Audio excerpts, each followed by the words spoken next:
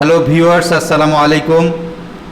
আমি তাজুল ইসলাম বলছি। আশা করি সবাই ভালো আছেন। তো বন্ধুরা, আইনি পাঠশালার নিয়মিত যে আইন আলোচনা হয়, এখানে আমরা দেওয়ানি কার্যবিধি আইনের উপরে লেকচার 1 সিভিল প্রসিডিউর কোড এই নামে লেকচার 1, 2, 3 এভাবে আমাদের ধারাবাহিকভাবে ক্লাস আমরা এখানে ইউটিউব চ্যানেলটিতে চালাবো।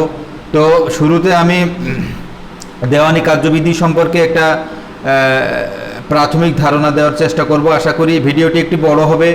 যারা আইনের ছাত্র তারা যদি শুরুতে ভিডিওগুলো ফলো করতে থাকেন, অবশ্যই আপনারা উপকৃত হবেন। অন্য কোথাও নোট বা ভিন্ন অন্য কোনো বই না পড়ে যদি শুধু এটাই পড়েন, বা আপনারা বিস্তারিত জানতে আরও ভিন্ন ভিন্ন বই পড়তে পারেন। তো বন্ধুরা, আমি শুরুতে যেটা বলতে চাচ্ছি যে আমরা যদি দেখি যে আইনের যে গ্রুপগুলো আছে, আইনের যে শ্রেণী বিভাগ আছে, তার মধ্যে অন্যতম একটা ভাগ হলো যে সাবস্ট্যান্টিভ ল এবং প্রসিডিউরাল ল। তো এই দুটো সাবস্ট্যান্টিভ লটা হচ্ছে যে সেটা মানুষের এই একটা মকদ্দমায় যে দুইটা পক্ষ থাকে তাদের রাইটস অ্যান্ড লায়াবিলিটিস, যেটা তাদের দায়িত্ব এবং যে কর্তব্য এবং যে দায়, সেটা হচ্ছে যে সেটা নির্ধারণ করে সাবস্ট্যান্টিভ ল এর মাধ্যমে।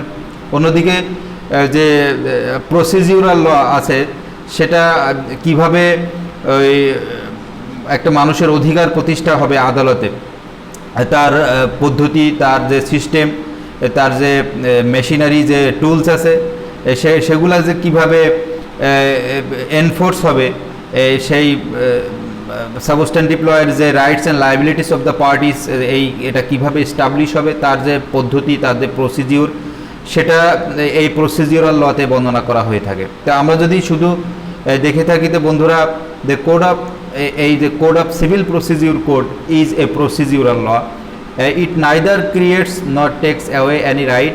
It is intended to regulate the procedure to be followed by civil code. মানে সিভিল কোর্টে কিভাবে আপনার যে পক্ষ অ্যাগ্রিভড বা যে পক্ষ ভিকটিম, তার অধিকার প্রতিষ্ঠা হবে, বা তার অধিকার, তার যে দায়িত্ব আছে, তার যে ইনজুরি আছে, সেটা কিভাবে রিলিফ পাবে, সেই বিষয়গুলো আমরা প্রসিডিউরাল লতে দেখে থাকি। তো বন্ধুরা, পরবর্তীতে আমরা কিভাবে দেখব যে application of the code, civil procedure কোডের যে অ্যাপ্লিকেশান, এটা এই আইনটি 1908 সালে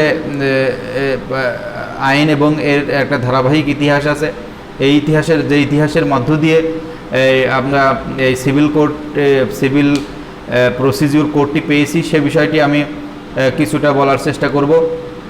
তো এই যে সিভিল প্রসিডিউর কোড, এবং এটা কি করে,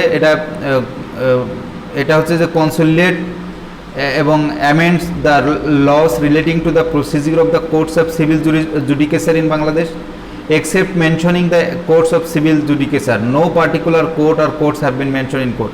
এখানে যে সিভিল কোড অ্যাক্ট আছে, সেটি আমরা দেখে থাকি 1887 সালের যে সিভিল কোড অ্যাক্ট, সেখানে সিভিল কোডের যে ক্লাসিফিকেশান আছে, অ্যাসিস্ট্যান্ট জাজ কোর্ট, সিনিয়র অ্যাসিস্ট্যান্ট জাজ কোর্ট। অবশ্য সিনিয়র অ্যাসিস্ট্যান্ট জাজ কোর্ট এটা পরে হয়েছে। তো পরবর্তী সময়ে যে স্পেশাল ল হলো, হ্যাঁ, এটা সিভিল কোর্টের জুডিকেচার বা সিভিল জাস্টিস সিস্টেমের সব কোর্টে এই স্পেশাল লগুলো চললো। তো code applies to the proceedings dealt with by the special laws to the extent permitted by this special loss.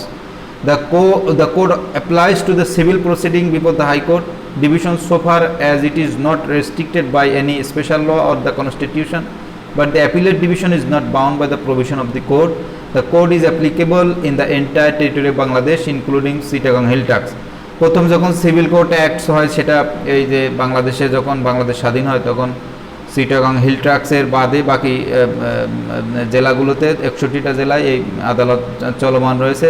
তো এই কোর্টের কি অ্যাপ্লিকেশান আমরা দেখেছি। এর পরবর্তী সময় এখানে আমরা যদি এই কোডের যে ধারণাটা, এটা স্কিম অফ দ্য কোড যদি আমরা দেখি, তো the code is divided into 2 parts. আমরা এখানে স্কিমটা পড়ব। স্কিমের বিষয়গুলো আমরা অবশ্যই দেখে নেব।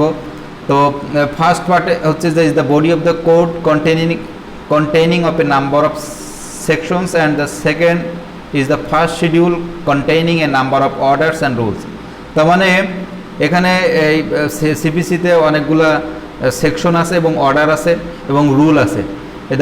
এর ফার্স্ট পার্টে আছে যে provision of A substantive nature, মানে এখানে কি কি সংজ্ঞা, তারপরে যে রাইটস এবং যে বিষয়গুলা থিওরিটিক্যাল আছে সেটা প্রথম পার্টে আছে। ফার্স্ট শিডিউলে রিলেটস টু দ্য প্রসিডিউর, কি পদ্ধতিতে সেই যে সিস্টেমটা আছে, যে রাইটসটা আছে সেটা এস্টাবলিশ হবে, সেটা ফার্স্ট শিডিউলে বলা আছে। তারপরে আছে যে the body of the code containing the section, এবং এই কোডের ভিতরে গর্বে আছে যে সেকশন আছে, এবং ধারাগুলোর মাধ্যমে সেই সেকশন হচ্ছে যে is fundamental and can be amended only by parliament, এবং সেকশন যেগুলো আছে সেগুলা এটা হচ্ছে মৌলিক প্রবিধান, এবং এটা পার্লামেন্ট ছাড়া সংশোধন করা যায় না। এবং অন্যদিকে দ্য ফার্স্ট শিডিউল, সেটা ফার্স্ট শিডিউলে যে প্রসিডিউর আছে সেটা high court division time to time যখন মনে করবে তখন সেটা পাল্টাইতে পারবে, সেভাবে ওখানে বর্ণনা করা হয়েছে। তো এখানে আরও একটু যদি আমরা দেখি যে এই সিভিল প্রসিডিউর কোডের যে 122 ধারা মতে আমরা যদি দেখি, সেখানে কিভাবে হাইকোর্ট ডিভিশন তাদের supreme court from time after provisions publication make rules, কীভাবে বিধি তৈরি করে, এবং কিভাবে সিভিল কোর্ট চলবে, এবং সিভিল কোর্টের উপরে যে সার্বিক তত্ত্বাবধান superintendence and may by such rules annul alter or add to all or any of the rules in the first schedule. First শিডিউলের যা আছে হাইকোর্ট চাইলে সেটা চেঞ্জ করতে পারবে। তো এই হচ্ছে যে এখন আমরা যদি দেখি যে এই যে সিভিল প্রসিডিউর কোড, এটা এক্সজস্টিভ কোনো কোড কিনা সেটা আমরা অবশ্যই দেখব। তো এখানে the code is exhaustive on matters especially dealt with by it, however it is not exhaustive on the matter not specifically dealt with therein। এখানে যে বিষয়গুলো বলা হয়েছে তার উপর ভিত্তি করে আমরা ধরে নিতে পারবো যে বিষয়টা আইনে বা বিধিতে বলা হয়েছে সেটাই অত্যন্ত সাবলীলভাবে এবং চূড়ান্তভাবে বলা হয়েছে, কিন্তু যেটা বলা হয় নাই সে বিষয়ে সেখানে তার limitations রয়েছে। The legislature is incapable of contemplating all those possible circumstances which may arise in future litigation, and consequently for providing procedure for them with regard to those matters the court has inherent power to act according to the principle of justice, equity and good conscience. The code of civil procedure contains provisions both procedural and substantive, এবং এখানে আমরা বলেছি যে প্রথম যে first schedule আছে সেটা procedure, এবং প্রথম পার্টটাতে এখানে কিভাবে রাইটস অ্যান্ড ডেফিনেশন ক্লজ আছে, এবং সেকশনগুলা বডিতে আছে, এবং সেকশনটা আমি বলেছি যে পার্লামেন্ট ছাড়া। The code of civil procedure contains provision both procedural and substantive. Procedural provisions should be construed liberally and in such manner as to render the enforcement of the substantive rights effective।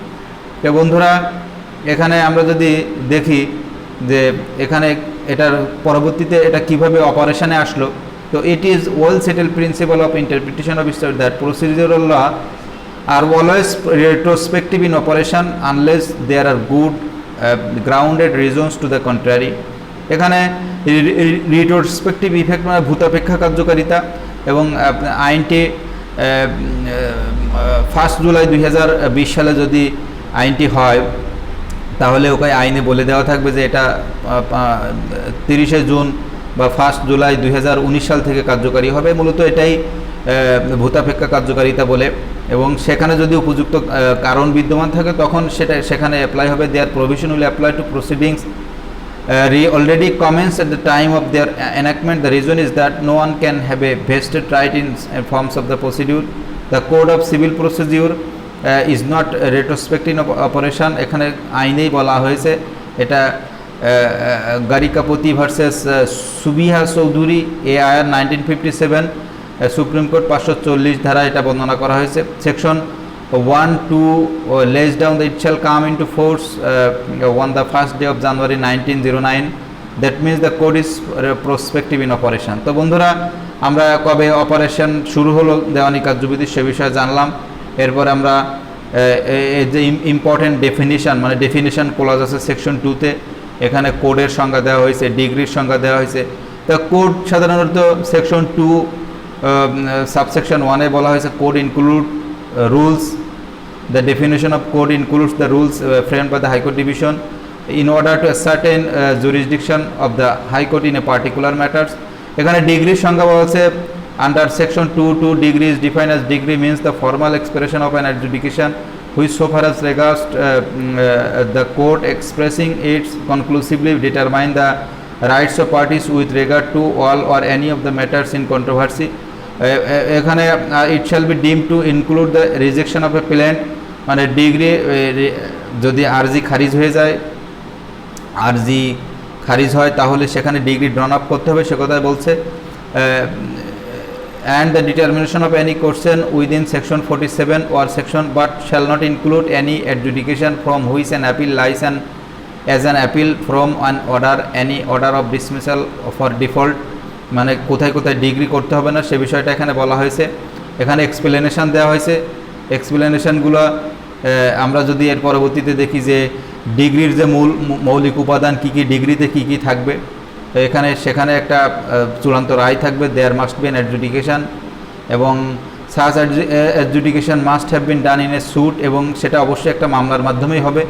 It must have determined the rights of the parties, এবং সেই ডিগ্রির মাধ্যমে অবশ্যই পক্ষগণের rights determine করবে এবং নির্ধারণ করবে যে কি তার কি সে একটা জায়গা জমির কতটুকু অংশ বাদী পাবে বিবাদী পাবে সেই বিষয়গুলো। Such day must be of a conclusive, এবং সেই যে ডিগ্রির মাধ্যমে যে রাইটসটা ইস্টাবলিশড হবে পক্ষগণের সেটা অবশ্যই একটা চূড়ান্ত প্রতিকার পাবে। There must be a formal expression of, এবং সেখানে সব কিছু একটা ফর্মাল এক্সপ্রেশনের মাধ্যমে ডিগ্রিটা ড্রন আপ হবে। এখানে আমরা যদি ক্লাসিফিকেশন অফ ডিগ্রি দেখি তা preliminary degree, final degree, partly preliminary, partly final, order rejecting degree, determination of question within section 144 ধারায় যে কোশ্চেনটা ডিটারমাইন করা হয় সে বিষয়টি ওখানে আমরা দেখেছি। তো বন্ধুরা এখানে আরও অনেক বিষয় আছে, প্রিলিমিনারি ডিগ্রির সংজ্ঞা রয়েছে, কীভাবে প্রিলিমিনারি ডিগ্রির পরে কী হয়, where adjudication decide the rights of the parties with regard to all or any of the matters in controversy in the suit but does completely dispose of the suit, it is a preliminary degree. ধরুন একটা বাটোয়ারা মকদ্দমা হলো, সেটি বাটোয়ারা মকদ্দমা হওয়ার পরে বিবাদীদেরকে notice করা হলো, বিবাদীদেরকে notice করার পরে বিবাদী এসে জবাব দাখিল করলো, তারপরে মামলায় জবাব দাখিলের পরে ইস্যু গঠন হলো, ইস্যু গঠনের পরে তারপরে একটা মেডিয়েশনের ডেট পড়লো, মেডিয়েশন হওয়ার পরে তখন সেটেলিং ডেট পর হিয়ারিং এসডি ডেট পড়লো, তারপরে চূড়ান্ত শুনানিতে গেল পিএইচের পরে বাদীর জবানবন্দি জেরা হলো, তারপরে বিবাদীর জবানবন্দি জেরা হলো, তারপরে একটা দিন নির্ধারিত হওয়ার পরে বিজ্ঞ কৌশলীগণ, উভয় পক্ষের বিজ্ঞ কৌশলীগণ মামলার যুক্তিতর্ক উপস্থাপন শেষে একটা রায় হলো পার্টিশন মামলায়। সেটা শুরুতেই যে রায়টা হলো ওটা প্রিলিমিনারি ডিগ্রি, পরবর্তীতে ফাইনাল ডিগ্রি হওয়ার বিষয় আছে। Preliminary degree passed whether it is in a mortgage suit or a partition suit is not a tentative degree but must in so far the matters dealt with by it are concerned be regarded as conclusive. A preliminary degree passed in a suit is a final decision and conclusive when no appeal is filed against it. মানে যদি preliminary ডিগ্রির বিরুদ্ধে appeal কেউ দায়ের না করে তাহলে ধরে নিতে হবে এটা final. The list of preliminary degree given in order, এখানে দেওয়ানি কার্যবিধির 20 নম্বর আদেশে ইজ নট এক্সস্টিভ, এটা বলতেছে যে এটাই চূড়ান্ত না। There is nothing to prevent more than one preliminary decree. Preliminary decree is appealable, এবং প্রিলিমিনারি ডিগ্রিটা আপিল করা যায়, আপিলযোগ্য decree. If a party fails to challenge a preliminary decree by filing an appeal, he cannot challenge it while filing an appeal against the final degree based on the preliminary degree. তো বন্ধুরা preliminary degree এবার final degree সম্পর্কে জানি। Final degree is a final degree when the adjudication completely dispose of the suit, that is when the court passing the degree is no more ceased of the suit, or there will be only one final degree in a suit, but special circumstances may require the passing of more than one final degree in the same suit. Where two or more causes of action are joined together, there can be more than one degree. এখানে কিছু degree আছে partly preliminary degree এবং partly final degree. এই degree may B partly preliminary and partly final is in a sweet of for possession of immovable property, স্থাবর সম্পত্তির দখল বিষয় with men's property, সেখানে যদি মেন্স প্রপার্টির বিষয় থাকে তাহলে সে বিষয়টি নির্ধারণ করা হবে। হোয়েন দ্য কোর্ট বিষয়টি ডিসপোজাল করে, degree possession of the property and directs an inquiry into the men's property. The former part of the degree is final while the later part is only preliminary, because the final degree for men's property can be drawn only after inquiry and the amount due is as a certain. In such a case, even though the degree is only one, it is partly preliminary, partly final. তাহলে যদি suit for possession with men's profit থাকে তাহলে degree possession of the property and directs an inquiry into the men's property, তাহলে মানে একটা partly final হলে একটা partly preliminary. তো বন্ধুরা এরপরে আমরা যদি দেখি রিজেকশন অফ পেলেন্টের যে বিষয় সেকশন 2(2)তে এটা কোন কোন গ্রাউন্ডসে পেলেন্ট রিজেক্ট হয় সেটা অর্ডার 7 রুল 11 বিস্তারিত বলা হয়েছে। Rejection of plant section 2(2) specifically provides the rejection of plant shall be deemed to be a degree. It includes all rejection of plants whether under the code of otherwise, but it has been held by the High Court that rejection of plant is not a degree in all cases. If the rejection of a plant goes so far as to determine the coercion between the parties, only then it will operates as a degree. পরবর্তীতে section 144 আমরা দেখি determination of any question within. এখানে the expression the determination of any question is used as usdam generis is with the phrase conclusively determines, and so an appeal form an order in restitution lies only when its effect is to conclusively determine the rights of the parties with regard to a matter to the restitution. An order for a restitution cost is a degree holder। এখানে section 2 তে degree হোল্ডারের সংজ্ঞা দেওয়া আছে, মানে যিনি degree যার ফেভারে ডিগ্রিটা গেল তিনি ডিগ্রি হোল্ডার। এর পরবর্তীতে জাজমেন্ট হয়, একটা মামলার জাজমেন্ট কীভাবে হয় আমি বলেছি, যে আবার একটু বলি, শুরুতে দেওয়ানি মামলা ফাইলিং হলো, বিবাদীর প্রতি সমন নোটিশ যাবে, বিবাদী রিটেন স্টেটমেন্ট দাখিল করবে, দাখিলের পরে সেটা যদি আপোষযোগ্য হয় তাহলে আপোষের একটা বিষয় হবে, আপোষ না হলে পরে মেডিয়েশন, না হলে পরে ইস্যু গঠন হবে, ইস্যু গঠনের পরে পরবর্তীতে সেটা আপনার এই একটা সেটেলিং ডেট পড়ে, এসডি ডেট পড়বে, তারপরে পারমেন্টারি হিয়ারিং ডেট পড়ে, চূড়ান্ত শুনানিতে যাওয়ার পরে বাদীর জবানবন্দি জেরা হবে, বিবাদী জবানবন্দি জেরা হবে, উভয় পক্ষের বিজ্ঞ কৌশলীগণ জেরা জবানবন্দি এবং মামলায় দাখিলে কাগজপত্রের উপরে পর্যালোচনা করে একটা যুক্তিতর্ক উপস্থাপন করবে আদালতে, তারপর আদালত একটা রায়ের দিন ঘোষণা করবে। এটাই জাজমেন্ট, এবং এটা সেকশন 2(9)-এ জাজমেন্টের সংজ্ঞায় বলছে, judgment means the statement given by the জাজ on the grounds of a decree or order. The essential element of a judgment is the statement given by the, এখানে কনসাইজ কী জাজমেন্টের এলিমেন্টস কি, concise statement of the case মানে বাদীর কেসের সংক্ষিপ্ত বিবরণ, বিবাদীর কেসের সংক্ষিপ্ত বিবরণ, দ্য পয়েন্টস ফর ডিটারমিনেশন থাকবে, এখানে ইস্যু গঠন করা হবে, বিচার্য বিষয় থাকবে, এবং যে বিচার্য বিষয় থাকবে ওই প্রত্যেকটি বিচার্য বিষয়কে কোন কোন গ্রাউন্ডে সিদ্ধান্ত নিবে বিচারক সে বিষয়টি সেখানে লেখা থাকবে, এবং ওই যে সিদ্ধান্ত নিচ্ছে তার সিদ্ধান্তর পক্ষে বিপক্ষে অবশ্যই গ্রাউন্ডস থাকবে। Order of dismissal of a suit for default cannot be called a judgment, মানে যে যদি বিনা তদবিরে গড় হাজির থাকে বাদী, তাহলে যে জাজমেন্টটা হয় সেটাকে জাজমেন্ট বলা হয় না, এবং এই হচ্ছে জাজমেন্টের বিষয়।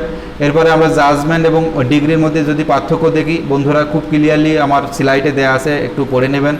Degree is the formal expression of an adjudication which conclusively determine the rights of the parties with regard to all or any of the matters in controversy. On the other hand, judgment means the statement given by a judge on the grounds of a degree or order। এখানে 2 নম্বর, it is not necessary for a judge to give a statement in a degree but in a judgment it is essential।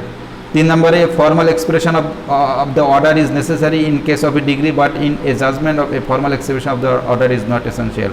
মানে ডিগ্রিতে একটা formal expression থাকবে কিন্তু জাজমেন্টে formal expression নাও থাকতে পারে। এই জাজমেন্টে কি কি কারণে অর্ডার বা ডিগ্রি হচ্ছে সে বিষয়টি উল্লেখ করবে জজ সাহেব, কিন্তু ডিগ্রি শ্যাল ফলো, এবং জাজমেন্টের পরেই সাধারণত ডিগ্রিটা হয় সেটা বলছে এখানে। তো বন্ধুরা, জাজমেন্ট ডেটরকে জাজমেন্ট যার বিরুদ্ধে any person against degree has been pass, যার এগেনস্টে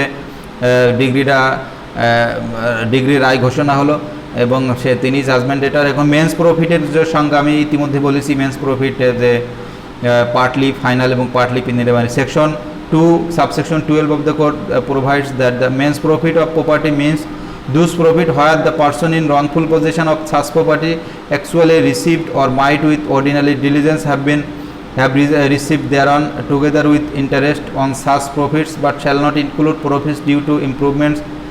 এখানে মেন্স প্রফিট যে বলতে যে দুস প্রফিট, মেন্স প্রফিট বলতে সম্পত্তির এমন প্রফিটকে বোঝায় who is the person in wrongful possession of such property, যে অবৈধভাবে সে প্রপার্টিটা দখল করে আছে, actually received or might with ordinary diligence have receive there from together with interest on such profit and shall not. এখানে বন্ধুরা আমরা যদি দেখি তাহলে আমরা দেখব জাজমেন্ট ডেটারের পরে মেন্স প্রফিট আমি বললাম, এগুলো আপনারা আমার শিটে সুন্দর করে দেওয়া আছে। এরপরে অর্ডারের সংজ্ঞা দেওয়া আছে, section 2 subsection 14 of the code provides that an order means the formal expression of any decision of a civil court which is not a degree, a general rule। এখানে অর্ডার এবং ডিগ্রির পার্থক্য আমি খুব সুন্দর করে তুলে ধরার চেষ্টা করছি, আমি দুই একটা বলবো। both a degree and order are adjudicated by civil court and both relate to, degree এবং অর্ডার দুটোই সিভিল কোর্টের আদেশ এবং বিবাদমান বিষয় নিয়েই অর্ডার এবং ডিগ্রি হয়ে থাকে। however the following are the distinction between the two। বলছে যে decree can only originate from a suit, decree শুধু সেটা একটা মামলার শেষ সিদ্ধান্ত থেকে হয়। A proceeding commenced by plaint and order may originate from a suit as well as from any other proceeding commenced by an application. শুধু ডিগ্রিটা একটা মকদ্দমা দায়েরের শেষ ধাপে যাই শুরু হয়, কিন্তু আদেশটা একটা যে কোনো একটা অ্যাপ্লিকেশনের উপর আদেশ হতে পারে। A decree may be preliminary or final or partly preliminary partly final, but there cannot be preliminary order। Order যেটা হবে সেটা অর্ডারই, সেখানে তার কোনো প্রাথমিক অর্ডার বা এরকম কিছু নেই। And appeal always lies from a degree, কিন্তু অর্ডারের ক্ষেত্রে সব ক্ষেত্রে আপিল নাও চলতে পারে, কিন্তু রিভিশন চলে। however no appeal lies from an order unless it is one of the appealable orders especially in section 104 or order 43। তো বন্ধুরা, অর্ডার এবং ডিগ্রির পার্থক্য দেখলাম, জাজমেন্ট এবং ডিগ্রির মধ্যে পার্থক্য দেখলাম। এরপরে আমরা আপিল হচ্ছে যে the expression appeal may be defined as the judicial examination of the decision by higher court of the decision of inferior court. It is a complain made to a higher court that the degree passed by lower court is wrong. It is a remedy provided by law or getting the degree of a lower court set aside. এখানে আমরা যদি দেখি যে একটা নিম্ন আদালতে একটা judgement হলো, জাজমেন্টের যদি কেউ অ্যাগ্রিভ হয়, কেউ যদি সংক্ষুব্ধ হয় বা নিম্ন আদালতের রায় যদি কেউ মনে করে যে আমার বিপক্ষে গেছে, তার পিছনে কোনো যুক্তিসঙ্গত কারণ নেই, এরকম অ্যাগ্রিভড হলে পরে তখন সে জাজমেন্টের বিরুদ্ধে উচ্চ আদালতে আপিল করতে পারে। আপিল মানে হচ্ছে যে আপনার নিম্ন আদালতের রায়কে চ্যালেঞ্জ করে উচ্চ আদালতে প্রতিকার প্রার্থনা করা। তো অ্যাকর্ডিং টু দ্য, এরপরে আমরা যদি ইস্যুর সংজ্ঞা, আমরা বলেছি যে মকদ্দমার একটা পর্যায়ে সে ইস্যু গঠন হয়, ইস্যু ফ্রেম হয়, অর্ডার 14। তো ইস্যু কয়েক ধরনের হতে পারে, 3 kinds: ইস্যু অফ ফ্যাক্টস, ঘটনার উপরে বিচার্য বিষয় হতে পারে, ল এর উপরে হতে পারে, issue of law and mixed issues of fact and law. তো বন্ধুরা, আজকে প্রথম লেকচারে আমরা এই বিষয়গুলো দেখানোর চেষ্টা করেছি, যে বললাম আমি শিটে অত্যন্ত সুন্দর করে তুলে ধরার চেষ্টা করেছি। চ্যানেলটি নিয়মিত আইন বিষয়ক ভিডিও পেতে চ্যানেলটি সাবস্ক্রাইব করে নেবেন এবং নিয়মিত দেখতে অবশ্যই লাইক কমেন্ট শেয়ার করবেন। Thanks for watching. আসসালামু আলাইকুম, সবাইকে ধন্যবাদ। তো বন্ধুরা, আশা করি অবশ্যই ভালো থাকবেন। এই আজকের মতো এখানেই শেষ করলাম। আসসালামু আলাইকুম।